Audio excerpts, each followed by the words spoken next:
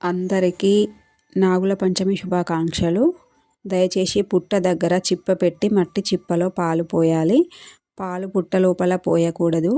పాములు పాలు తాగవు. పుట్ట లోపల పాము ఉన్నట్టయితే పాములు చచ్చిపోయే అవకాశం ఉంటుంది. పుట్ట దగ్గర పాలు పోసేది చీమల కోసం మాత్రమే. చలివిడి జొన్న పాలాలు ఎలుకల కోసం పెడతారు.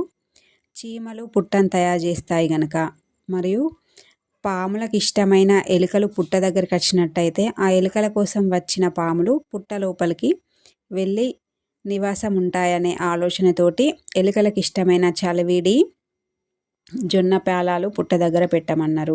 చీమలకు ఇష్టమైన ఆవు పాలు చిప్పల పోసి ఉంచినట్టయితే పాల కోసం చీమలు వస్తాయి కనుక ఆ చీమలు పుట్టను తయారు చేస్తాయి.